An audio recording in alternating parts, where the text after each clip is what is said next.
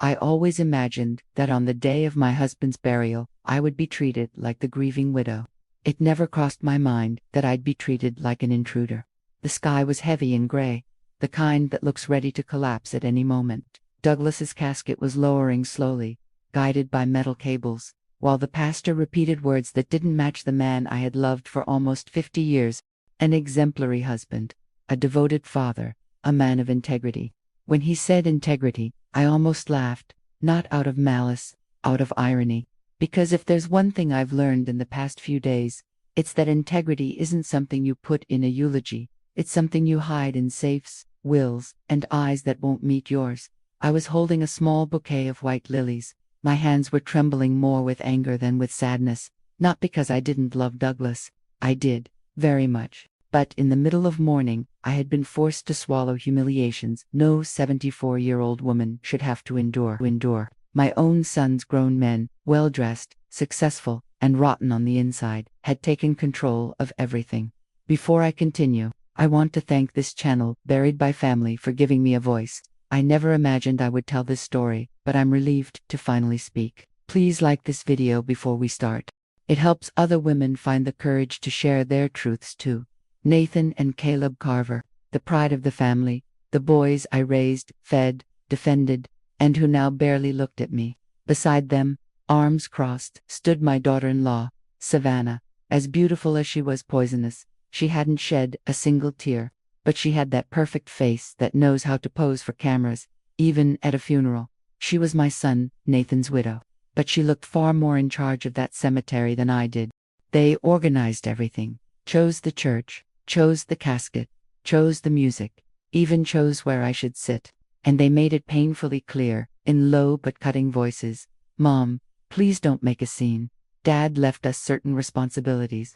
It's best if you just follow the protocol," Nathan had said 2 days earlier. Responsibilities. That's what he called the inheritance now. The casket kept descending. Relatives stepped toward the grave, tossing flowers, whispering empty condolences.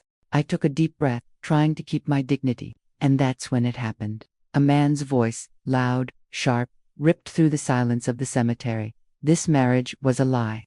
The world froze. The gravedigger stopped with the casket halfway down. The pastor choked mid-sentence. Older women clutched their chests. Everyone turned toward the voice. So did I. A man I had never seen before pushed through the crowd. Tall, thin, neatly cut graying hair, wearing a suit that didn't quite match his plain face, a mix between a lawyer and a ghost. He was walking toward me, or rather, toward the casket. His eyes were fixed on the grave, as if he could see straight through the wood. Savannah reacted first. "Excuse me, who are you?" she asked, in that sweet yet venomous tone, loaded with disdain. He ignored her, stopped at the edge of the grave, and shouted again, even louder, "This marriage was a lie, and this family knows it." People began whispering. My heart, already in pieces, cracked a little more. A part of me wanted to say, "Yes, I know, I found out," but another part, the part that still tried to protect some clean memory of Douglas, stayed silent.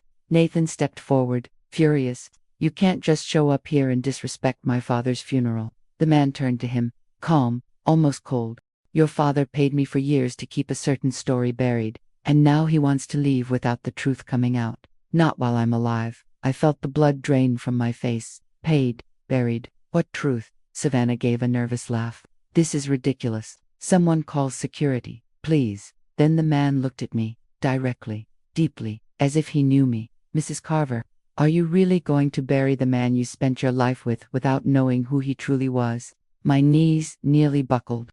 Nathan moved between us. "Don't talk to my mother. She doesn't need to hear this. Let's finish this peacefully, all right?"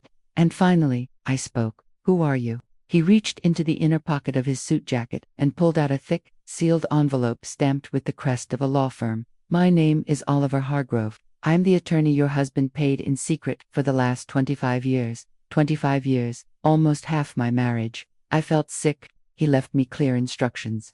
If certain things happened on the day of the burial, I was to interrupt the ceremony. Savannah exploded. "This is absurd. You're disrespecting the family's grief. I'm calling the police." Oliver didn't even blink. "You may call whoever you wish, because when they open the casket, they'll want to see what's inside." The entire cemetery held its breath. Open the casket. I felt the air vanish from my lungs. Nathan laughed, short, nervous, arrogant. You really think we're going to open my father's casket because some lunatic showed up out of nowhere? Oliver lifted the envelope. This is Douglas Carver's most recent will, dated 6 months ago, filed, notarized, and completely different from the document you submitted to the court last week. I turned so fast, I almost strained my neck. What document? I asked, staring at Nathan. He hesitated. Savannah gripped his arm, as if to say, don't you dare. Mom, this isn't the time to talk about inheritance. A hot wave rose in my chest. Inheritance, a will, different documents. My grief was pierced by a bitter clarity. My sons were hiding something. Oliver continued, steady as steel. The will I have here states that the casket may only be lowered if the widow is in possession of the true document. He looked straight at me. Do you have the original, Mrs. Carver? I opened my purse with trembling hands. All I had was a photocopy Nathan had given me days earlier, with few explanations and plenty of certainties. A document that basically said, 10% to me, 90% divided between Nathan and Caleb. Savannah would manage part of the investments on behalf of the family. I had never questioned it. I was weak, grieving, trusting sons I thought I still had. Raising the paper, I admitted, I have this. It's what my sons gave me. Oliver shook his head. This is not the document your husband signed with me. Savannah burst again. Enough. Someone get this man out of here. And then he said the sentence that changed everything. Then let's follow Douglas's wishes. Open the casket. Chaos erupted. The gravediggers looked at each other, lost. The pastor tried to calm things down. Sir, we can't do that without the family's authorization. Oliver replied, I have the authorization. In writing. And if they try to prevent it, this becomes obstruction of a registered last will. He opened the envelope, pulled out a sheet, and read aloud, in the event of my death, I hereby determine that if there is suspicion of forgery or concealment of the true will, Attorney Oliver Hargrove is to halt the ceremony and order the opening of the casket. Inside it will be the original documents, protected from manipulation by any heir. People began murmuring louder. Inside the casket, documents. He hid papers with his own body. I felt like throwing up. My sons, who until then had controlled everything, suddenly looked like boys caught stealing candy. Nathan stammered. He was drugged when he signed that. He didn't know what he was doing. Oliver stared him down. He was lucid. I have recordings, and more. He mentioned by name, your wife, and his concern about corrupt sons. The word echoed in the air. Corrupt. I felt a stab in my chest, as if Douglas, down below, had finally spoken. The oldest gravedigger, a man who looked like he'd seen everything in this life, drew a deep breath and asked, Ma'am, as the widow, do you authorize us to raise the casket again? Every pair of eyes turned to me. Savannah leaned in and whispered in my ear, full of poison, if you do this, you'll regret it, old woman. Nathan murmured, Mom, please, don't make a scene. Let's talk at home. I looked at the two of them. I looked at Oliver. I looked at the open pit, and at the casket of the man who shared my bed for decades, and I thought, if I let it go down like this, I'll never know the truth. I'll never know what he really wanted from me. I'll never know who my children truly are. I took a breath. My voice came out hoarse but firm. I authorize it. Raise the casket. Now. A ripple ran through the crowd. The gravediggers began turning the crank, the opposite way. And in front of everyone, relatives, neighbors, onlookers, people who barely knew Douglas's last name, the body was lifted again, as if even death had paused to see what would come next. And in that moment, with the casket rising back to the surface, I knew my mourning was over. The war had begun. Douglas's casket reached the surface while the entire crowd held its breath. I had never felt such a heavy silence, the kind of silence that feels alive, the kind that only happens when the world is about to change. The cables groaned, the metal mechanism screeched. The casket seemed heavier than before, as if it carried not only a body, but centuries of buried truths. When the gravediggers finally set it down on the edge of the grave again, the pastor stepped back, pale. Savannah, my daughter-in-law, rushed to the front. This is desecration. I demand you stop immediately. Oliver, the lawyer, kept the composure of a man who had faced far worse monsters. It's not desecration if the deceased himself ordered it, Nathan barked. My father would never do something like this. He trusted me. He trusted us. The U.S. included Savannah, of course. Everything about her was control. Everything about them was image. The perfect family, rotten to the core. Caleb, my youngest, the quiet one, the cowardly one, stepped back. He looked more frightened than outraged. And in that moment, I understood. Nathan lied. Savannah manipulated. But Caleb simply obeyed. One of the gravediggers, hands trembling, asked, "Ma'am, are you sure?" I touched the edge of the casket lid with my fingertips. It was cold, ice cold, as if Douglas were holding it from the inside. I drew a breath and said, "Open it." The gravediggers released the latches carefully. The metallic click echoed louder than it should have. The pastor made the sign of the cross. Savannah turned her face away like a dramatic actress. Nathan clenched his jaw. And then, the lid lifted, slowly, as if it were revealing not a body, but a secret.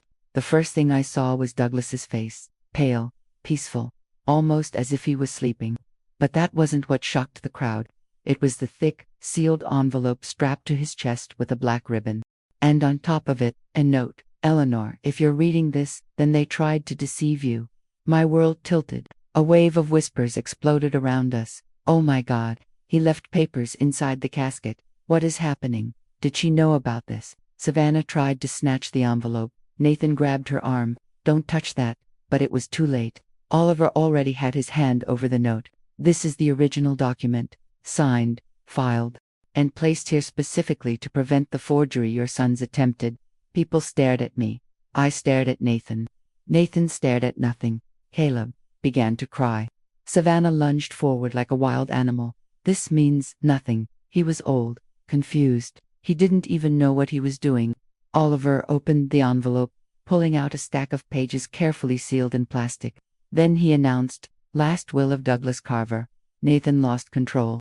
"You have no nitrogen monoxide, right?" Oliver replied. "The right is his. And now, the widow's." He handed me the papers. When I took them, my hands trembled. But not from fear, from indignation, from years of being treated like a shadow by the very sons I brought into this world. Oliver read the first page aloud. And I did. My voice came out hoarse, but firmer than ever. "I, Douglas Carver, declared that I leave all my fortune, properties, investments, and personal assets exclusively to my wife, Eleanor." A collective gasp swept across the cemetery. I continued, "My sons, Nathan and Caleb, will receive absolutely nothing until they undergo a full audit due to suspicions of embezzlement and financial manipulation." The crowd reacted. "Oh my God, they stole money. Is this serious?" His own sons. Savannah looked around, panicked. "This is a lie, a cheap forgery." Oliver raised the document. "There are videos attached, including recordings of Douglas himself describing your fraudulent activities." Caleb collapsed to his knees. Nathan stepped back 2 paces. Savannah's jaw clenched so tightly her teeth almost cracked. And then Oliver said the words that sealed their fate. "Call the police." Chaos erupted. Some people screamed. Others pulled out their phones. 2 older women started praying. The gravediggers stood frozen, stunned.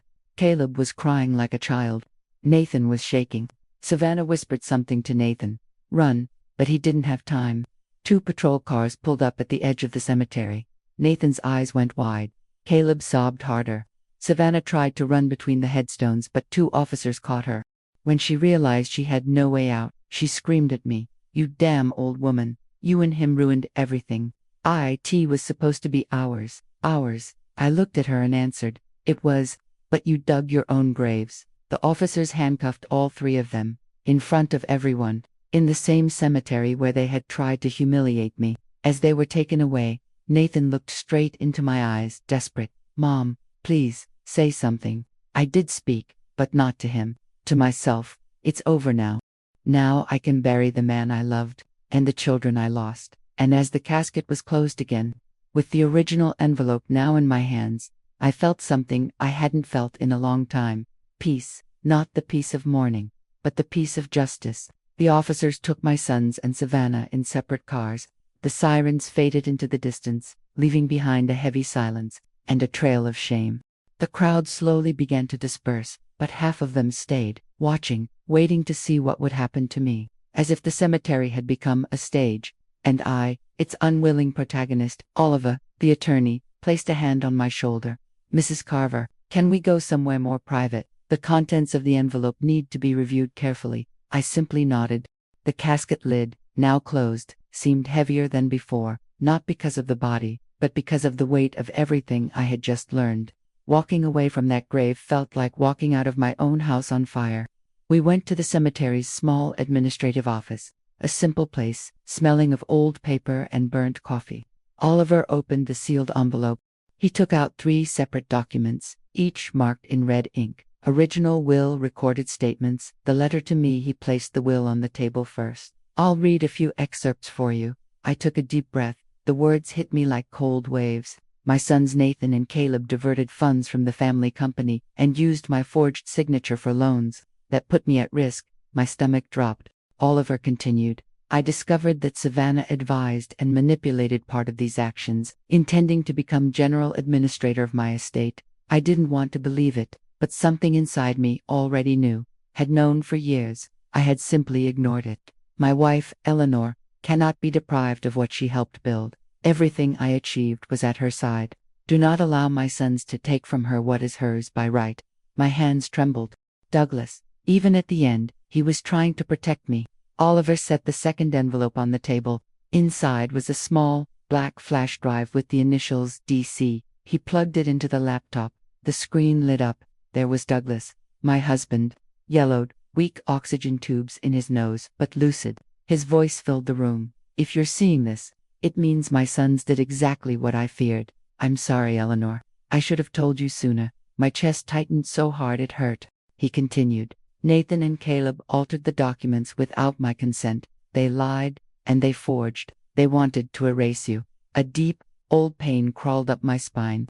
A part of me had always known, but hearing it from his mouth, it destroyed me. Douglas took a slow breath. Tears streamed down my face before I could stop them. Savannah, that woman never tolerated you. She convinced our sons that you were weak, outdated, and that the inheritance should stay with someone who knows how to manage it. I clenched my fists. I remembered every time Savannah looked at me like I was some worn-out rag. Every time Nathan told me to keep my mouth shut. Every time Caleb avoided my eyes. Douglas finished. I hid the will in the casket because I knew they would tamper with anything accessible. But no one would dare open the coffin. No one except you, Eleanor. Because you have always been stronger than they are, I cried. Not for the money, not for the inheritance, but because, for the first time in years, Douglas saw me as I truly was, not as my children portrayed me. Oliver placed a folded sheet of paper on the table. Douglas's handwriting, curved, aged, alive. I opened it and began to read. Eleanor, I failed you more times than I can count. I allowed you to be humiliated by our own sons. I allowed Savannah to dominate the family dynamic because I didn't know how to protect you. You always deserved more. I know I'm leaving with a heavy burden on your shoulders, but I am also leaving you everything I can so you can stay strong. Don't let them convince you that you are worth little. You are worth everything. Forgive me, if you can, and live, Eleanor. Live as if I never asked you to dim your own light. I closed the letter.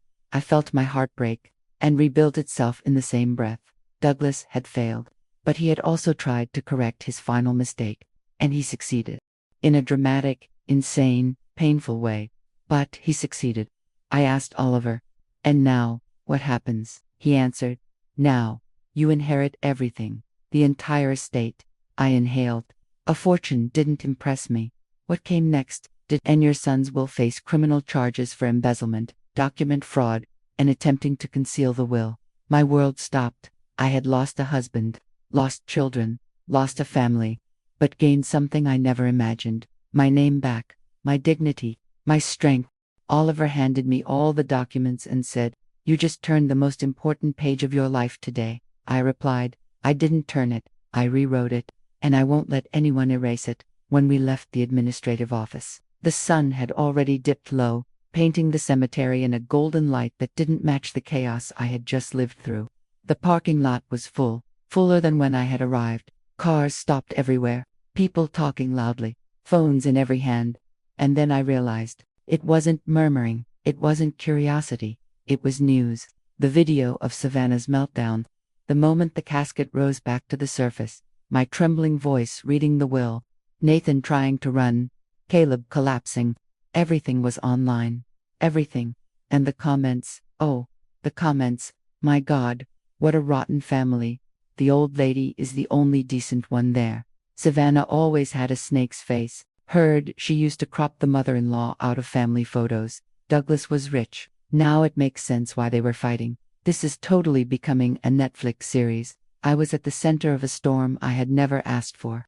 But for the first time in a very long time, I wasn't afraid. I was awake. When I got home, the landline was ringing nonstop. So was my cell phone. Messages pouring in. Local news, the town's gossip blog, a radio show. A reporter who already thought he was some sort of foreign correspondent. Everyone wanted the same thing. Can you confirm your sons forged the will? Is it true the document was inside the casket? Do you plan to press charges? I turned everything off, sat on the couch, breathed deeply. And for the first time in almost 15 years, the house was silent. Nathan never shut up. Savannah spent her life yelling at maids we had long since fired. Caleb blasted the TV to drown out his own thoughts. Now, there was only silence, and the strange feeling that I finally had space to exist. Hours later, Oliver called me. Mrs. Carver, we need you to come to the station. They want to hear your statement. I wasn't ready, but I went. When I arrived, my heart sped up. Nathan and Caleb were in a glass room, handcuffed, with a criminal attorney who clearly charged by the minute. Savannah was in another room, alone, her face red with rage or maybe shame. When they saw me, all three froze. Nathan stood up, his cuffs clattering against the table. Mom, please, for the love of God, tell them this is a mistake. They think I didn't walk up to the glass. I didn't speak. I just looked at them. And in that look was everything. The birthdays they forgot, the insults, the ingratitude, the lack of love, the emotional manipulation, the silence they forced down my throat. Caleb cried, almost sobbing. Mom, I'm sorry, I didn't know, Nathan said. Savannah slammed her hand against the glass. You stupid old woman, you're going to destroy your own family's life. I simply answered doggedly, you destroyed it yourselves. I only lifted the lid of the casket. A police officer beside me murmured, you're stronger than they are. I took a deep breath and signed my statement. Yes, they forged documents. They stole. They tried to erase me. They tried to bury the truth with their father. When I finished, the chief said, Mrs. Carver, from what I see here, you were the only honest one in this family. I lowered my head. Maybe he was right. Maybe it was only the beginning. 2 days later, I received an unexpected call from the church. Mrs. Carver, we'd like to offer a new ceremony. A proper farewell for your husband. You deserve that. I thought for a few seconds, and accepted. This time, there was no venomous daughter, no arrogant sons, no chaos, just a casket, simple flowers, silence, and me, standing tall, whole, for the first time. I spoke for 4 minutes. I didn't mention the fraud. I didn't mention the scandal. I didn't mention the shame. I spoke about the man I loved, despite everything. And when the casket went down again, this time without screams, without interruptions, without lies, I held the flower between my fingers and said, Rest, Douglas. I'll take care of the rest. And I did. When I got home, there was a huge basket on the porch. No sender, just a note. You are not alone. Thank you for being courage when so many of us were silenced. I sat in the rocking chair, looked at the horizon, and I understood. The injustice that once destroyed me was now rebuilding me. I was no longer Eleanor Carver, the overlooked wife. I was Eleanor Carver, the woman who unearthed the truth, literally. And right there, in that moment, I decided my days of silence were over, forever. 3 days after the second funeral, I was called back to the police station. This time, for something very specific. They want to confess. Those 3 words echoed in my head as I walked down the narrow hallway toward the interrogation rooms. When I entered, I saw 2 separate areas. One room where Nathan and Caleb sat with their lawyers, and another where Savannah waited alone, eyes red from crying, or from hating. Hard to tell. The chief asked me to stand behind the glass and just observe. So that's what I did. Caleb was shaking so badly he could barely hold the pen. He looked at the chief, then at his lawyer, then at me through the glass. I didn't want any of this. I just obeyed. My throat tightened. Caleb had always been the fragile one, the insecure one, the boy who cried over everything, who feared disappointing anyone, even strangers, and, unfortunately, feared his own brother. Nathan told me Dad wanted to split the inheritance between us, but that he needed to organize the documents. I didn't know it was forgery. I only found out later. The chief asked, "Why didn't you report it?" Caleb cried harder. "Because Nathan said. He said that if I opened my mouth, I'd lose everything. And he called me useless for years. I just wanted to prove I was worth something." I closed my eyes. It was tragic. It was real. It was the making of a man broken by his own brother. Caleb went on, "I never wanted to take anything from my mother. I never wanted to hurt her. I was just scared. So scared. Even behind the glass, I felt my heart cracked for him. But compassion is not absolution. And he knew that." Nathan walked into the room like a man preparing for battle, chest out, eyes hard. But when he saw the chief playing the videos his father had recorded, the air vanished from his lungs. That's edited. It's fake." No one believed him. The chief played more clips. Clips where Douglas said their names. Clips where he said, "They are stealing from me. They are deceiving Eleanor. I need to protect her." Nathan began to shake. And then finally, he broke. Fine. I changed the documents. I wanted control of the company. I wanted to keep my mother from blowing the money on medical care. Medical care. Heat surged through my body in indignation. I had cared for Douglas with my own hands and never touched a single cent of the company without notice. Nathan kept going, voice erupting. "She doesn't know how to manage anything. I did everything for this family. I held everything together." The chief replied, "You held everything, except the truth." Nathan saw me behind the glass, and for the first time in his life, he looked small like a child who broke something he couldn't fix. "Mom, I just didn't want you to get in the way. Dad was dying. I thought I deserved to be in charge." I said nothing, but inside me, the answer was clear. Worthiness is not born from arrogance. It's born from honor. And Nathan had neither honor nor worthiness. When it was Savannah's turn, the atmosphere changed. She wasn't crying anymore. She wasn't shaking. She wasn't begging. She entered with the posture of someone who knew she had lost, but would never admit defeat. She sat down, crossed her legs, looked at the chief as if he were beneath her, and said, "Before anything else, I don't regret it." The entire room froze. My husband's family was weak. Eleanor was always dead weight. Douglas was a sentimental fool. Nathan needed someone strong. I was that person. I felt the ground vanish beneath me. She continued ice cold. "I only did what any intelligent woman would do. I organized. I planned. I managed." Nathan never had the courage to take control of his own fate. The chief asked, "Did you influence the falsification of the documents?" She smiled, an empty smile. A poisonous smile. "I ordered it." It was the most shameless confession I had ever heard, and also the most liberating. Savannah didn't blame me. She didn't play the victim. She didn't beg. She revealed exactly what she had always been, the serpent inside my own house. When the session ended, the chief said, "Mrs. Carver, we need to discuss the second envelope." Second envelope. I didn't remember that. Oliver opened the folder and pulled out a smaller sealed envelope. "This document, Douglas asked that it be given to you only after your children confessed." My heart raced. I opened the envelope. Inside was only a letter, very short, handwritten. It read, "Eleanor, I know I was not a perfect husband, and I know I sinned in ways you would only discover after my death. I had a daughter before I met you, a girl I never acknowledged, and I spent my life trying to find her. I was close to finding her when I fell ill. Use the inheritance as you see fit, and find her for me. Give her the name I was never brave enough to give, Douglas." My whole body froze. A daughter. Douglas had a daughter I never knew about, a daughter my sons likely hid from me as well. I closed my eyes, and I realized the story wasn't over. In fact, it was just beginning. When I finished reading Douglas's letter, it felt as if the floor had disappeared beneath me. A daughter he abandoned before meeting me, a daughter he searched for during decades, a daughter I, his wife of nearly 50 years, had never known existed. I stood there in the police station, holding the envelope, with trembling hands. I couldn't speak. I couldn't think. All I could feel was the hollow weight of a truth that had arrived too late.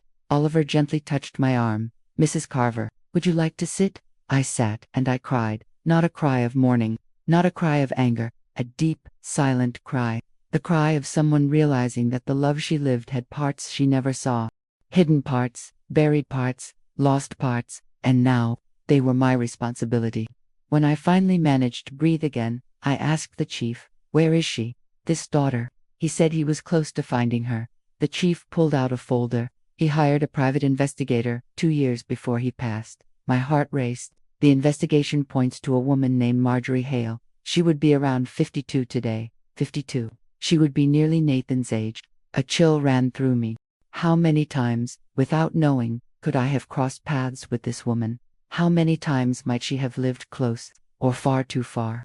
The chief continued. Douglas tried to contact her, but she refused. My eyes widened. She knew. She knew. My breath caught. Douglas's letter suddenly made sense. I never had the courage to give you my name. It must have hurt him for years, decades, and now it hurt me. We left the station and went to Oliver's office, where he opened the investigator's full file, and there was the most human and the most tragic part of the story. Douglas had gotten a woman pregnant at age 20, before he met me. A short, almost teenage relationship, cut off when he moved to another city. The child's mother, a woman named Lydia Hale, died when the girl was 12, and no one ever told the girl who her father was. Lydia carried the secret to her grave. Douglas discovered the truth when the girl was around 30, too late. She already had anger, resentment, and refused any contact. Over the years, Douglas tried, writing letters, sending anonymous money, leaving neutral messages requesting meetings, and finally, when he learned about the cancer, he tried again.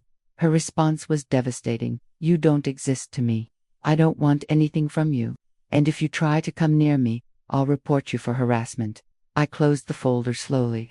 Oliver spoke gently. "He didn't tell you because he was afraid of losing you." I took a deep breath. It was true. But that didn't lessen the pain. It didn't lessen the feeling that I had shared a life with shadows I never knew were there. And even so, I couldn't hate him.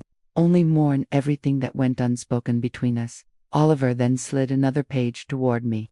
"Your son's new." My stomach twisted. "For how long?" He closed his eyes for a moment before answering. 8 years. 8 years. 8 years, knowing Douglas was trying to reconnect with a lost daughter. 8 years, knowing this woman existed. 8 years, knowing there was a half-sister, and they never said a word. Why? Because that woman threatened what they loved most, the inheritance. Nathan had probably destroyed letters, hidden information, concealed documents Douglas left behind. Caleb didn't see the way he never saw anything. Savannah, of course, must have encouraged the secrecy. She wouldn't want to share a crumb with a stranger. And then I understood. My children hadn't only betrayed me as their mother, they had betrayed their father. They had betrayed their own history. And in that moment, all the anger I had been avoiding finally took shape. Clean anger. Righteous anger. Not the kind that destroys, but the kind that clarifies. I turned to Oliver and said, "I want to find her. I want to look this woman in the eye and tell her she doesn't need his forgiveness, but she can have mine." He nodded. "I'll help." Douglas wanted that. It would be the closing of his story. But I stopped him with my hand. "No, this isn't about Douglas anymore. It's about her, and about me." Because in that moment, I knew exactly what life was doing to me.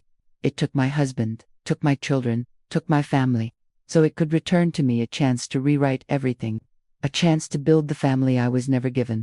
A chance to give a name, dignity, love, to a woman who had lived in the same silence I endured for so long. I stood up. Douglas's letter was still in my hands, warm, and I made myself a promise. I will find her, even if it's the last thing I do. I didn't sleep that night. Douglas's letter stayed open on the table. One sentence burned in my chest like a hot blade. Give her the name I never had the courage to give. A name is identity. A name is belonging. A name is what he denied her entire life. And now, that responsibility was mine. I didn't know if I was strong enough, but I knew I was obligated. Not because of Douglas, but because of me, and because of her. This woman who spent half her life carrying the weight of a man's choices. A man I loved. The next morning, I went to Oliver's office. He spread the investigator's documents across the table. Marjorie Hale lived at 3 different addresses in the last 10 years, but the most recent is from 18 months ago. He handed me a sheet with an address. 1930 Hanford Lane, Ashbrook, Maryland. I had never heard of Ashbrook. It's a small town, very few residents, exactly the kind of place someone goes when they want to disappear. I took a deep breath and said, "I want to go there." Oliver hesitated. Mrs. Carver, it's far. Do you want to go alone? I answered without thinking. I spent 50 years walking behind others. Now I walk alone. Ashbrook felt like a place that didn't know the 21st century existed. Old houses, porches with rocking chairs, wooden streetlights, and only one cafe open. I stopped in front of the address on the paper. The house was empty. Closed windows, an overgrown yard, a rusted mailbox, but there were signs of a life once lived. An old swing hanging from the porch, children's toys piled in a corner, faded paint marks, pink and blue, and a folded wheelchair beside the door. My heart tightened. Did Marjorie have a child? Or care for someone? Or was someone caring for her? Nothing made sense yet. As I stood there observing the house, I felt someone approach behind me. It was a small, thin, older woman, with eyes far too bright for her age, the kind of eyes that see everything and pretend not to. She held a grocery bag and asked, "Are you a relative of Marjorie?" I hesitated for a moment, then answered, "Not exactly, but I'm looking for her." The woman sighed, as if she had been waiting for this moment. She moved away about 15 months ago. Life here became too heavy for her, too heavy. The phrase clung to my chest. Did she leave family behind? Children? The woman looked down. She left a little girl. My heart turned to dust. A daughter. She has a daughter. Yes, little Alice. Marjorie loved that child more than anything. But she had to leave her with the grandmother for a while. Grandmother. So Lydia Hale, Marjorie's mother, was no longer alive. Was the girl with her paternal grandmother? Or with the biological father's mother? Nothing made sense yet. I asked, "And where is the girl now?" The neighbor swallowed hard. "The girl isn't here anymore." A cold shiver crawled up my spine. What happened? She looked straight into my eyes, and by her expression, I knew before she spoke. Little Alice passed away, a rare disease. And Marjorie, she never recovered. I covered my face with my hands. It was too much grief for one person to carry. The neighbor went on. After she lost the girl, Marjorie left town, said she didn't want to be found anymore. My heart shattered into pieces. Douglas's daughter had lost her own daughter, and she was completely alone. I took a deep breath, trying not to cry right there on the street. The older woman placed a hand on my arm and said, "She suffered a lot, dear. But she always said there was one thing that hurt more than anything." What? Not knowing who her father was? My world stopped. While I tried to pull myself together, the neighbor gently tugged my arm. "You should talk to Alice's adoptive mother. She knows where Marjorie went." I almost stumbled. Adoptive mother? Alice wasn't Marjorie's biological daughter. The neighbor replied with something that shattered everything I thought I knew. "No, darling. Alice was adopted.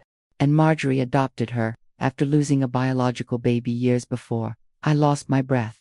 Marjorie lost a baby, lost her mother, lost her adoptive daughter, lost the father she never had. She lived in an endless cycle of loss, and all of it happened long before I entered this story. My knees weakened. The neighbor continued. "The adoptive mother's name is Erin Mallory. Lives about 20 minutes from here. Look for her. She'll know more." Then she said, "If you truly want to find Marjorie, prepare your heart. She's not easy to love, and even harder to forgive." I inhaled deeply. I didn't come for forgiveness. I came for the truth, and for the chance to fix what Douglas destroyed. The neighbor gave me the address of Erin Mallory, the woman who had raised little Alice. I didn't know it yet, but this visit would completely change everything I thought about Douglas, and about myself. I got in the car and drove down narrow roads lined with tall trees that formed tunnels of shadow. It felt like traveling through a corridor between past and present. When I arrived at Erin's house, a weight settled in my chest. It was a simple place, with a wooden porch and flowers planted in ceramic pots. A home clearly tended by caring hands. I knocked. A woman in her early 60s, gray-haired and weary-eyed, opened the door slowly. She studied me for a moment, not with suspicion, but with recognition. "You're Eleanor." My heart raced. "How do you know my name?" Erin sighed, opened the door wider, and said, "Because I heard that name many times. When Marjorie cried, the air vanished from my lungs." I entered slowly, as if stepping onto sacred ground. We sat at the kitchen table. Erin served me tea, chamomile with honey, the kind of tea that calms you when your soul is shaking. She began, gently, "I want you to know, Marjorie doesn't hate you." I held my breath. "She blames you." My chest tightened. "She blames me, but I didn't even know she existed." Erin nodded. I know, but she didn't know that when Douglas tried to approach her, she thought he only showed up because his wife, you, allowed it. Or worse, that he only looked for her because you demanded something. I couldn't believe it. Douglas had tried, but said the wrong things, and left the wrong impression. And Marjorie paid the price for it, Erin continued. She used to say, if he wanted to be my father, he would have been one when I was a child. Not now, when he has another perfect family. Perfect family. The words cut into my skin like a blade. I barely recognized the family she described, but to her, that's exactly what we must have looked like. A man who built a new life on top of the silence of the old one. Erin stood up, opened a drawer, and took out a crumpled envelope. My hands began to sweat. She never sent this letter. But I kept it. I think you should read it. I opened it. Marjorie's handwriting was strong, slanted, intense, as if each word were a wound. Asterisk, asterisk, Douglas, I don't need your money. I don't need your last name. I don't need your pity. I only needed you to choose me first, before the pain, before the losses, before I learned to live without expecting anything from anyone. Now, it's too late. Don't try to fix what you destroyed. I survived. I learned to live without a father. And I won't let anyone hurt me again. Asterisk, asterisk. When I finished, I was crying silently. Erin placed her hand over mine. Marjorie didn't reject him because of money. She rejected him because of pain. And then she revealed something even more devastating. She lost a baby when she was 23. No family, no support, no husband, no father she'd spent her life searching for. She felt abandoned by everyone. I trembled as I breathed in. Life had hollowed Marjorie out long before it ever tried to fill her, and now I understood the depth of her wound. After a moment, Erin went to a cabinet, searched through old papers, and returned with a small card. This was the last address she wrote to me before disappearing again. Marjorie's handwriting was hurried, almost desperate.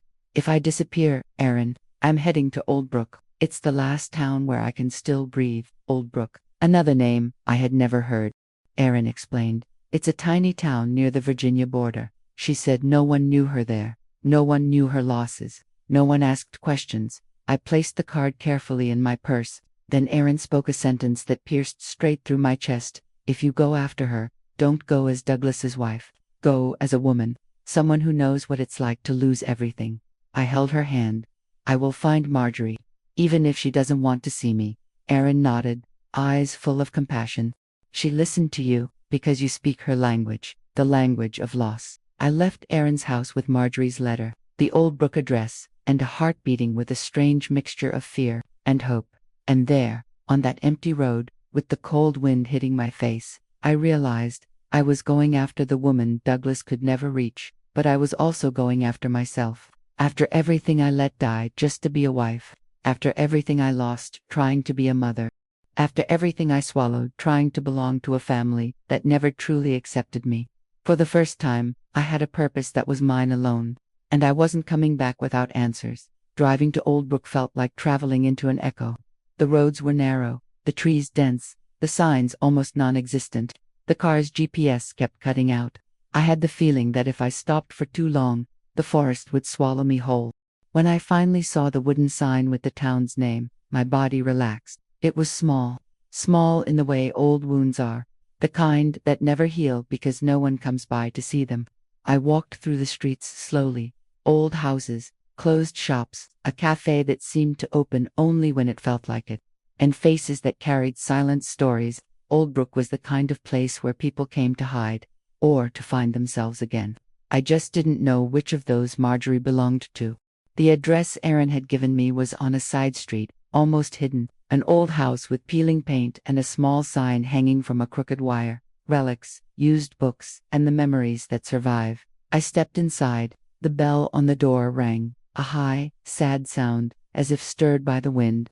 The smell hit me right away. Mold, old paper, reheated coffee, and life. A woman in her 30s was arranging a stack of books. She looked up and smiled, not a store smile, but a human one, gentle and warm. Good afternoon. Can I help you find anything? I'm looking for a woman named Marjorie Hale. I was told she came through here. I spoke carefully, slowly, without sounding like a threat. The woman's smile faded instantly. She set the books down slowly. You're Eleanor, aren't you? My stomach dropped. How do you know my name? She bit her lip, nervous. Marjorie talked about you. The words struck my chest like a blow. She talked about me. She talked about me. But what? How? Why? The woman took a breath and introduced herself. My name is Tessa Rowan. I was her friend, or as close as she ever let anyone be. Tessa led me to a table at the back of the bookstore. Marjorie worked here for a few months. She was quiet, discreet, but marked, like someone who'd suffered more than she could carry. I swallowed hard. Tessa continued. She never spoke of her childhood, never spoke of her mother, never spoke of her daughter, until the day she broke down.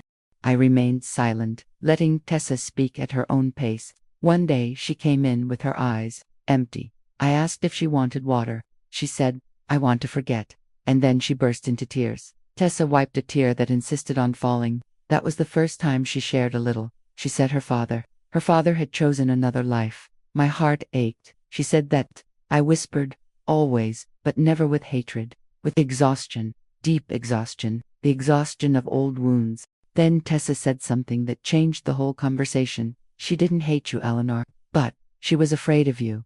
I leaned forward, confused. Afraid? Why? Tessa took a breath, choosing her words carefully. Because you represented everything she never had. A home, a family, an identity, a place in the world. The truth cut straight through me.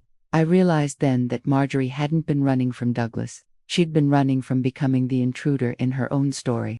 I asked, did she leave anything? Documents, clothes, a note? Tessa shook her head slowly. She didn't have much, and she took almost everything, but she stood and walked to the counter. From a small box, she took out a black notebook. She left this. My heart stopped. May I see it? Tessa hesitated, breathed in, then handed me the notebook. It was heavy, full of writing, scribbles, letters pressed too hard, as if she were fighting the paper itself. She asked me to keep it, said that one day, someone with the right to know would come for it. My world went silent. I was that someone. As I flipped through the notebook, the doorbell rang again. Tessa swallowed hard. She looked at me with urgency. You need to stay calm, and don't say anything yet. I turned, and I saw her. Marjorie Hale, standing in the doorway of the bookstore. Exactly as Aaron had described her. Hair pulled back in a careless, not a beautiful, exhausted face, eyes holding whole oceans back straight. Soul shattered, she carried a grocery bag and looked like she hadn't slept in days. When Tessa said my name earlier, I thought it was a coincidence. Now I understood. Marjorie had returned to Oldbrook, and she had no idea who I was. Tessa tried to play it naturally. Hey Marge, you're early today. Marjorie walked in without looking at me. But when she crossed my path, she stopped for a second, just 1 second, and looked deeply into my eyes. It was brief, almost invisible, but I felt it, and she felt it too. A primal recognition that couldn't, not yet, be explained. The kind that only exists between lives broken by the same man, in the same way. She murmured curt, "Good afternoon," and walked to the back of the bookstore. I stood there, frozen, notebook in hand, heart in a landslide. Tessa whispered, "She knows. She doesn't know who you are, but she knows you matter." I took a deep breath. I was face to face with my husband's daughter, the daughter he abandoned, the daughter he tried to reach too late, the daughter my own sons hid, the daughter who lost everything, including her own child. And now, I was the woman she had always believed kept her from having a father. The moment of confrontation was closer than ever. The air inside the bookstore grew heavy, so heavy it felt like neither of us could breathe. Marjorie was at the back of the shop, stacking books quickly, as if keeping her hands busy could silence her heart. Tessa touched my arm, trying to prepare me. She's going to react badly. It's not personal. It's survival. I inhaled deeply and took 3 steps. With each step, my legs trembled more. When I reached her, I spoke in the calmest voice I could manage. "Marjorie." She froze. Her shoulders, which seemed made of steel until then, dropped just a millimeter. Just enough to reveal that the name still hurt her. She turned slowly. Her eyes were fire and ice at once. "Do you know me?" My heart pounded. I was looking at my husband's daughter, the woman he spent his life searching for, the woman who believed for decades that I was her enemy. And now she was standing right in front of me. I answered, telling the full truth. "I knew your father." Her expression changed instantly, rigid, closed, deadly. She stepped back. "No, don't do this. I don't want to hear it. But I needed to speak. I know your story." I know what he tried to fix far too late. She cut me off with a strangled scream. He did not try. He used my pain to clean his conscience. The floor felt like it shook. Tessa quietly walked over and closed the bookstore door so no one outside could hear. Marjorie was trembling. And so was I. She took 2 steps toward me, close enough that I could smell ink on her fingertips. She pointed a finger in my face. You were the perfect wife. I recoiled, shaken. The perfect house, the perfect sons, the perfect family. Her words were blades, and me, I was the mistake, the slip, the thing he hid, because he was too much of a coward to claim me. I swallowed hard. Marjorie, I didn't know. I swear, I never knew you existed until she cut me again, with so much pain, it nearly made me sick. Don't lie to me. She was collapsing, and when she collapsed, it was like watching an entire life cave in within seconds. She backed away, wiped her face with her palm, and said, Do you know what it's like to grow up looking at other families and thinking, my father is in there, with them? Do you know what it's like to look in the mirror and not see a single person who loves you? Silence became a living creature between us. I spent my whole life waiting for him. Her voice was broken, and when he finally showed up, he didn't want a daughter. He wanted absolution. Something inside me shattered. She went on, and after I lost my Alice, her throat locked, I realized that in the end, I was alone in the world. Then she whispered, barely audible, and you were the symbol of the life I never had, that hurt in a way I never imagined. Not because she was wrong, but because she had lived exactly that. Her version of our story was true to her, and her truth hurt more than any other. I stepped forward, trembling. Marjorie Douglas is dead. Her face turned into a blank mask. No tears, no tremor, nothing. She just looked away and said, I knew. When I stopped feeling angry, I knew he had died. That sentence destroyed me. I tried to speak anything, but she lifted her hand, commanding silence. I don't want any connection to you. Not to his name, not to his world. I took a slow breath, and said the one thing I knew might reach her. He left everything to me, and he asked me to give his name to you. Marjorie laughed, but it wasn't laughter. It was bleeding. He didn't give me his name when it mattered. I don't need it now. That sentence tore my chest open. I tried again. He left a letter for you. She froze, her whole body. Tessa, behind the counter, held her breath. Marjorie whispered, I don't want it. It's yours. Burn it. He wrote it by hand, for you. Then she said a sentence that made everything clear. He never wrote anything for me before. I won't accept it now. When she turned to leave, I said quietly, I know about Alice. Marjorie froze. Tessa covered her mouth. The air in the bookstore grew heavy. Marjorie turned slowly. Her eyes weren't filled with anger, or hatred, or resentment. They were filled with terror. Who told you? Aaron. She inhaled deeply and stepped out from behind the shelves slowly, like a wounded animal ready to defend itself one last time. He didn't know about Alice. I never told him. I whispered, with the care of someone holding a broken heart in her hands. Why? And she answered with the most brutal truth, because if I told him, he'd try to be a grandfather, and I couldn't bear watching her suffer the same abandonment I did. Tears slipped down her face, silent and unstoppable, and right then, for the first time, I understood the depth of her pain. Marjorie didn't reject Douglas. She protected her daughter. She protected the child she once was. She protected the identity he had stolen from her, without ever seeing it. She didn't want a father. She wanted peace, and Douglas had never been able to give her that. But maybe I could. Just when I thought nothing else could hurt, Marjorie said, You didn't come here for me. You came for him. The accusation cut like a knife. No, I came for both of us. She shook her head, unbelieving. He asked you to come, didn't he? I could barely answer. Yes, in the letter. Marjorie gave a smile, filled with deep sorrow. Then leave. You're his ghost. And she walked out of the bookstore, leaving me with her notebook in my hands, and a truth that pierced my soul. I had just met the person most like me in the world, but she believed I was her enemy. And now, I had to prove otherwise. When Marjorie left the bookstore, it felt like the air was ripped from my lungs. She didn't run. She didn't make a scene. She didn't shout. She just disappeared. The door closed softly behind her, and her absence left a strange vacuum, a silence that seemed to beg to be filled, yet also whispered, Don't follow. Give her space. I stood there, still, holding her notebook. Tessa looked at me with a mixture of compassion and sorrow. She's always been like that. When she feels something too big, she runs.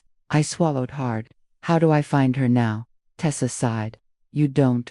Not when she's in survival mode. Survival mode. The words hit me deep. Because I knew that place. That emotional state where any approach feels like a threat. Where any gesture of love feels like a trap. Marjorie had lived in that place for decades. And now, she was there because of me. Tessa touched the notebook I was holding. She left this because, deep down, she wanted to be found. She just didn't know how to ask. I ran my hand over the cover. It was rough, worn, scratches on the edges, as if it had been carried from place to place for years. I opened to the first page, and there it was. Her world, messy scribbles, confessions, dates, crossed-out sentences, repeated words. I don't belong. I'm no one's. If he wanted me, he would have looked for me sooner. I won't let anyone in again. I won't be abandoned a second time. My heart ached with every line. Tessa whispered. She used this notebook to keep from falling apart. I turned several pages. Suddenly, a single sentence at the top of a page hit me like lightning. She doesn't know who I am, but I know who she is. I almost dropped the notebook. Is this about me? Tessa nodded. It is. My legs nearly gave out. Marjorie knew who you were long before you knew about her. The air vanished. But how? Tessa took a long breath. She found you. My world spun. She saw your pictures in newspapers, in old articles, in Carver family events. She knew the name of his wife. She knew you existed. She knew he had built another life. I brought my hand to my mouth. And the worst part, she thought you were the reason he never came back for her. A hot wave rose through my chest.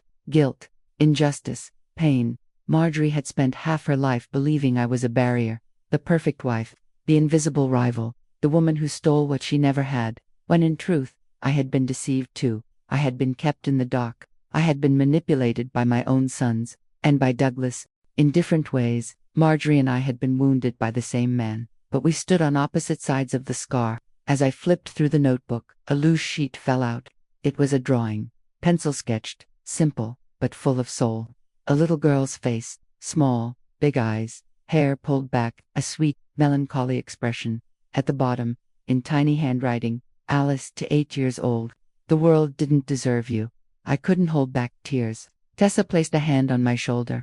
She drew Alice every single day. It was her way of keeping the child from dying again. I pressed the drawing to my chest, and I promised, I will honor that child's memory. Somehow, I will honor her. Tessa looked at me carefully. And that's why you need to hear what comes next. I lifted my eyes, alert. Tessa inhaled deeply, like someone preparing to open a very heavy door. Marjorie was pregnant when she saw you for the first time. I froze. What do you mean? When she saw me? We never saw each other before today. Tessa slowly shook her head. You didn't see her, Eleanor. But she saw you. A chill ran through my entire body. She saw you years ago, at a Carver Company event. My mind tried to sift through years of corporate dinners, galas, speeches, unfamiliar faces. And then Tessa said the part that destroyed everything. She was pregnant, alone, afraid. And you were standing beside Douglas, smiling for a camera. Something broke inside me. Marjorie saw the wife, the family, the safety, the belonging, and she understood that Douglas had chosen everyone except her on that day. She gave up on finding him, and she lost the baby a few weeks later. Her pain wasn't just abandonment, it was an emotional miscarriage, a loss no one witnessed, a loss she lived alone. And unknowingly, I had been the image that sealed that pain. Tessa wiped her eyes and said, she never disappears without a pattern. She always leaves signs. What kind of signs? Tessa walked back to the counter and picked up a key. She never returned the key to her old apartment here in Old Brook. I frowned. Why does that matter? Tessa explained. Marjorie only goes to that apartment when she wants to think, or when she wants to disappear. My heart sped up. Is she there? I don't know. But if you want to find her, that's where you need to go first. I gripped the key, cold, heavy, full of history. And I realized Marjorie wasn't running from me. She was running from the pain I represented. But now, I had the chance to change that, and I wasn't going to waste it. The key to Marjorie's apartment felt heavier than it should. Holding it felt like holding something alive, as if her pain itself were hanging from the cold metal. The apartment was on the second floor of an old building, with narrow hallways and worn carpet. A place frozen in time. A place for survival, not living. Every step echoed, amplifying my own hesitation. It felt like I was walking into the heart of someone who never wanted to be read. When I stopped in front of the door, 3B, my hands trembled. I swallowed hard, breathed deeply, and placed the key into the lock. It turned with difficulty, as if protesting the opening of something that preferred to stay sealed. I pushed the door. It creaked, long, aching, and then I walked in. The apartment was in absolute silence, but it was a silence that spoke, a silence full of memory. It wasn't messy, it wasn't dirty, but it also wasn't a home. It was an emergency shelter, an emotional hideout. The curtains were closed. The light was yellow and dim. It smelled of extinguished candles, old books, and rain that dried days ago. Every detail screamed, someone lived here trying to disappear. I walked slowly. On the table were an open psychology book halfway through, notes written in firm, heavy handwriting, a mug with cold tea at the bottom, and beside it, a photograph of a girl I approached. And when I picked up the picture, my throat closed. It was Alice, but not drawn, not imagined. Alice, real. A beautiful girl with a shy smile and bright eyes. Something about her looked familiar, as if she had inherited a sorrow I recognized in myself. On the back of the photo, a handwritten line, "For Mommy, thank you for choosing me." The handwriting was childlike. My tears fell before I could stop them. I whispered to the photo, "You deserved the whole world, sweetheart, and you got so little." I set the picture back down and kept exploring. In a box in the corner of the room, I found dozens of envelopes, none sent, all addressed to the same name. For my father, Douglas Hale, Carver. Whatever you are. I trembled. I opened the first one. It was from 26 years ago. "If you exist, find me. I don't want anything from you. I just want to know why you left me alone." Another, from 19 years ago. "Today I graduated high school. You weren't there. Of course you weren't." Another, from 15 years ago. "I'm tired of writing to someone who will never read me." Another, from 13 years ago. "Do you have other children now? Are they worth more than I ever was?" Another, from 8 years ago, the period when my sons discovered her existence. "Someone called saying they were investigating you." I hung up. I don't want scraps from a man who had every chance to be something to me, and chose not to. I had to sit down. My hands had no strength left. Never in my entire life had I seen pain so raw, so constant, so unbearably lonely. And every letter I read was another open wound buried inside that woman. I took a long breath, fighting not to collapse. I understood then with absolute certainty that there was no right or wrong between us. There were only two women destroyed by the silence of the same man. I opened the bedroom door slowly. It was simple. A bed, made too neatly. A chair with a folded jacket. A small shelf filled with books about loss, trauma, adoption, broken bonds, the psychology of abandonment. Everything made sense. On the nightstand, there was a closed journal. A chill ran through me, and gently, I opened only the pages already marked with sticky notes, as if she had left them for someone to find. The ink was heavy, the words seemed to bleed. Sometimes I think I inherited his cowardice. I wish I had the courage to look for my place in the world. But I always hide. Another page, when I see Eleanor in the photos. I wonder if she knows there's someone out there carrying half of her husband under her skin. I closed my eyes. The impact of that sentence tore through my soul like hot iron. Another marked page. I don't know if I hate her. Maybe I just envied the fact that she was loved, and I wasn't. Tears streamed uncontrollably. And then, on the last marked page, there was the truth that shattered everything inside me. I wish I had the courage to talk to her, not to him, to her, because she's the only person who could understand my pain, even without knowing me. I pressed the journal to my chest. Marjorie wanted to find me. Marjorie needed me. Marjorie longed for me, not as an enemy, but as a harbor. But when I finally arrived, she was too wounded to believe it. That journal wasn't just a record, it was a scream. A plea she never managed to turn into a voice. When I returned to the living room, I noticed a small envelope beneath the box of letters. No name, no stamp. I opened it carefully. It was a torn page from a notebook, written in haste. Her handwriting was rushed and desperate. "If someone ever opens this place, know that I tried. I tried to be love. I tried to be a mother. I tried to be a daughter. I tried to be something to someone, but I always knew I was broken from the start. I covered my mouth. It was pure pain, the pain of an entire life. Then, at the bottom, small, almost like a whisper, "If it's you, Eleanor, I'm sorry. I don't know how to love you without feeling jealous of everything you had." I broke.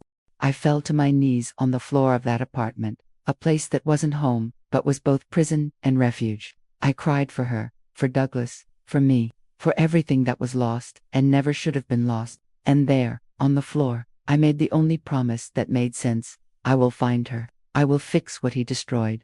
I will be the bridge Douglas never had the courage to build. I stood up, took the journal, took Alice's drawing, took the note, and I left the apartment with a purpose burning inside me.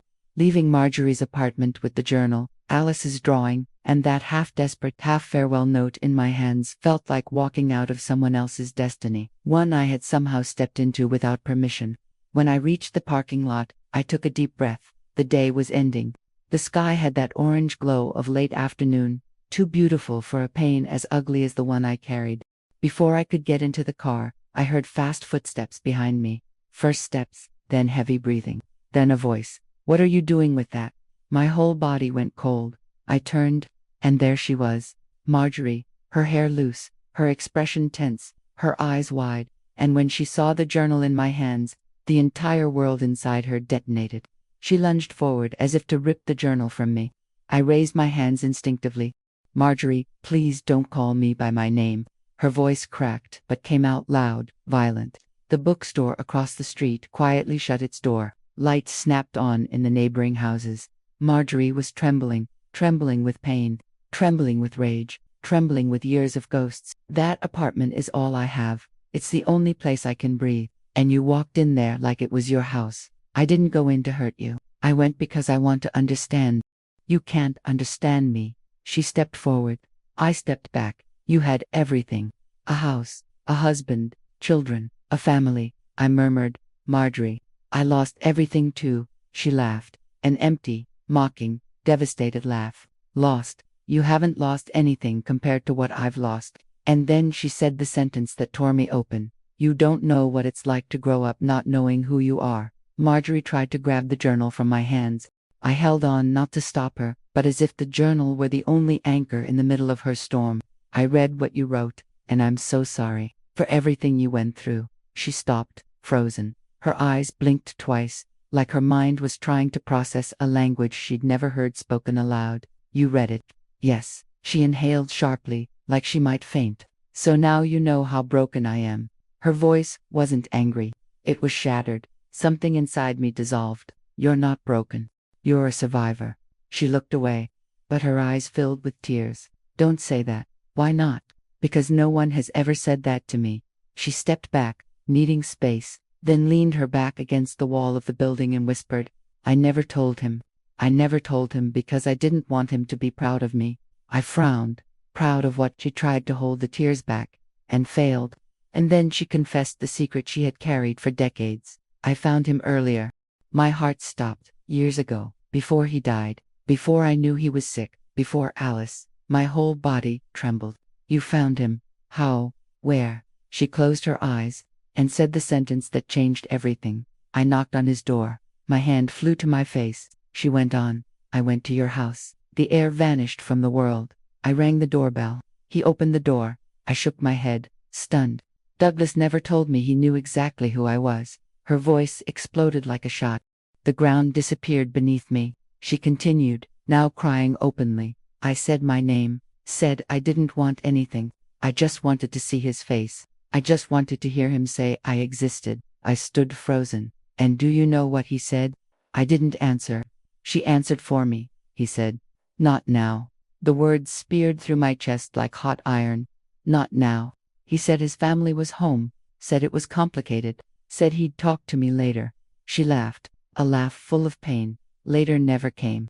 My heart broke into pieces so small they didn't feel repairable. She went on. "I left that day, and I never went back. I saw myself on the funeral stairs, being humiliated.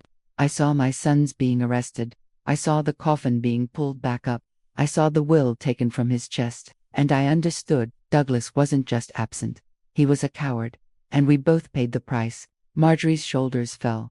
Her hands trembled, and for the first time, she didn't look angry. She looked exhausted, broken, like a lost child trapped inside a woman's body. She whispered, "I wanted to hate you, but when I looked into your eyes today," she swallowed hard, "I saw the same pain I've carried, the same burn." I stepped closer slowly. "Marjorie, we were both betrayed by the same man, in different ways, but just as painfully." She closed her eyes and let two tears fall. Why didn't he choose either of us right? I had no answer. So I did the only thing I could. I reached out slowly and touched the tips of her fingers, a light, quiet touch. She didn't pull away, but she didn't hold on either. She stayed there, in the middle, between rejecting and accepting, exactly like her heart. She inhaled shakily. "I can't forgive you right now. I didn't come for forgiveness." She looked at me. "Then why did you come?" And I told her the truth that had been guiding me ever since all of this began. "Because you deserve a story that doesn't end in abandonment. And so do I." She fell silent, for long, heavy seconds. At last, she said, "Give me a day." I frowned. "A day? If you give me one day, I'll decide if I want to see you again." My heart tightened, but not from fear, from hope. I whispered, "I'll give you all the time you need." She turned her face away, wiped her tears, and said, "Tomorrow, 6 o'clock, at the old bridge." And then she walked away, without looking back. But this time, she wasn't running, she was retreating. To decide if she could give herself, and me, the chance Douglas never gave either of us. I arrived at the old bridge 15 minutes early.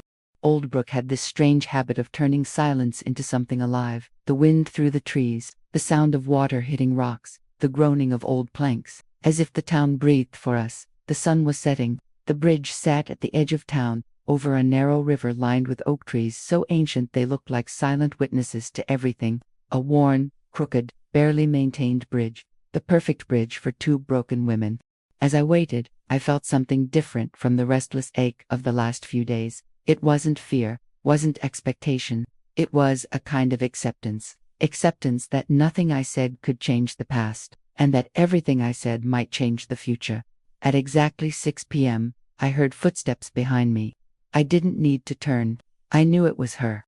Marjorie approached slowly, shoulders tense, posture straight, but her eyes looked tired in the way only someone who has fought alone her entire life can look tired.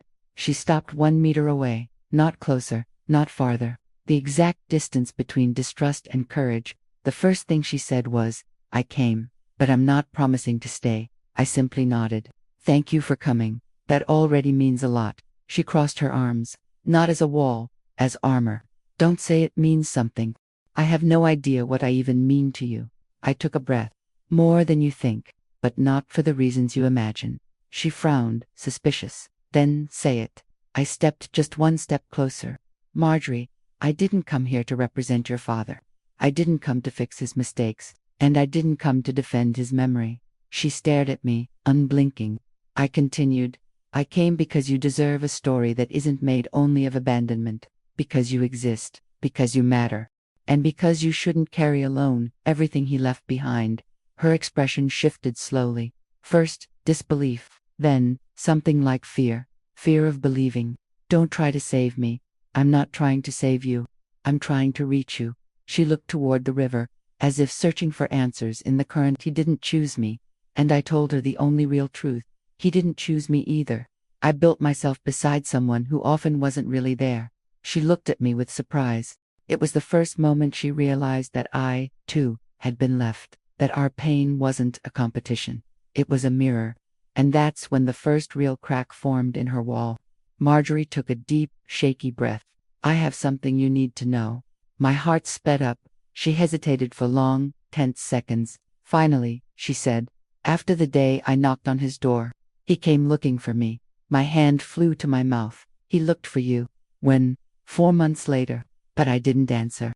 She closed her eyes, as if it still hurt. "He left a letter at my door." I whispered, "What did it say?" Marjorie took 2 deep breaths before continuing. "That he wanted to recognize me legally." My entire body went still. She continued, "That he wanted to give me his last name. That he wanted to tell you everything. That he wanted to be part of my life." A new kind of pain hit me.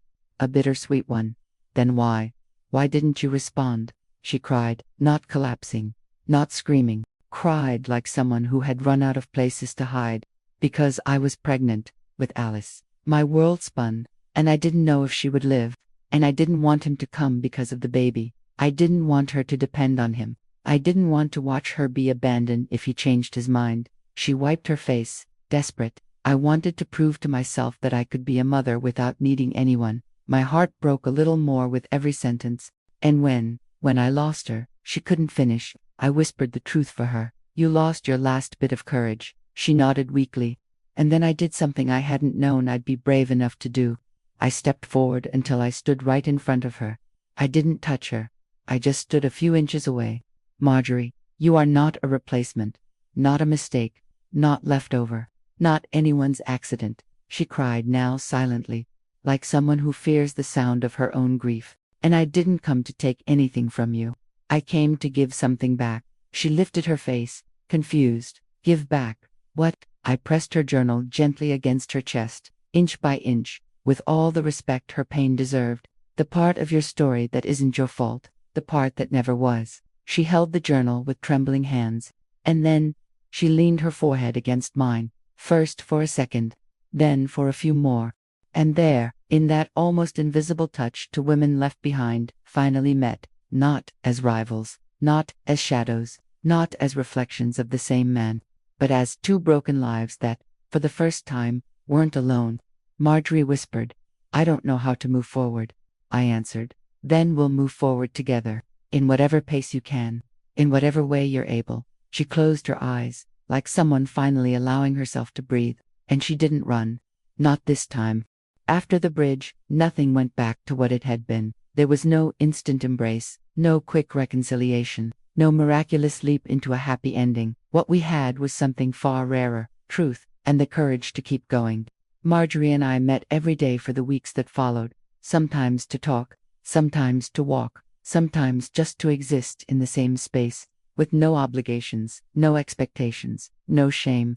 She still trembled whenever something reminded her of the past. I still felt anger whenever I remembered the door Douglas closed in her face, and we both still cried when we talked about Alice. But for the first time, neither of us cried alone. When it came time to deal with the practical things, the inheritance, the company, what remained of the Carver name, I knew exactly what needed to be done.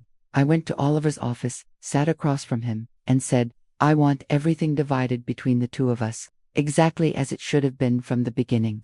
Oliver removed his glasses. Eleanor, this is far more than money. I smiled, a small smile, but a whole one. Exactly. That's why it deserves to be shared. Marjorie protested. Of course, she said, I don't want anything that came from him. But I answered, then take what comes from me, because I had no choice in what I lost. But I can choose what I give you, she cried, and she accepted. Not for him, for us. The Carver mansion, the one where my son schemed against me, the one where Douglas lived half in shadow, half in silence, was sold. With the money, we bought something much smaller, a simple, one-story house with a porch, close to the river. There, we built something neither of us had ever had, a home not built on lies, abandonment, or fear. Marjorie hung Alice's drawings on the wall. I hung photographs of myself that had been tucked away for decades. And for the first time since Douglas's funeral, the house didn't feel heavy. It breathed. We breathed. One morning, weeks later, I was making coffee. Marjorie walked into the kitchen, hair messy, expression calm, wearing a shirt too big for her. She sat at the table and watched me quietly for a while. I tried not to show my nervousness. Finally, she said, Eleanor. It was the first time she said my name without anger, without suspicion, without pain. My heart almost stopped. I turned, trying to look natural. Yes, dear. She took a deep breath and said the sentence that stitched decades' worth of wounds back together. I know he failed me, and I know he failed you too. But we both survived the same man. That makes us family. Tears rolled down my face. She continued, and if you want, I want to carry the name he never had the courage to give me. But I want it because you're in my life, not because of him. I couldn't answer for a few seconds. Then, I said, voice shaking but true, you can carry whatever name you choose, but if you choose mine, I'll be proud. She smiled. A small smile, shy, but real, the first I had ever seen from her. A few months later, quietly, without announcements, without parties, without an audience, Marjorie Hale became officially Marjorie Hale Carver, not because Douglas asked, not because a lawyer read it in a will, but because she wanted it, because she chose it, because she finally had a place to belong and someone to walk beside. And so, after losing a husband, losing children, losing an entire life, I discovered the one thing I never imagined I'd find at 74, a daughter, in the way life chose to give me, not by blood, but by courage. Today, when I walk across the old bridge, I feel something different from what I felt the day all of this began. The wind doesn't sound like morning, the water doesn't seem to carry our pain, and the late afternoon light doesn't hurt. It holds us. Marjorie walks beside me, sometimes in silence, sometimes telling stories, sometimes crying for Alice, other times smiling because of me. And every time, I think the same thing. I buried a husband, I lost 2 sons, but I gained a new story, and someone who finally understands mine, because in the end, we weren't buried by our family, we were reborn by the truth, and no one can take that from us. And that's how my story ends, not with silence, but with truth. Tell me in the comments, what would your reaction have been? Thank you, Buried by Family, for allowing me to share this part of my life. If you want more stories like this one, please subscribe. On the screen now, you'll see another video you may like, and the button to join our community. Your support helps other women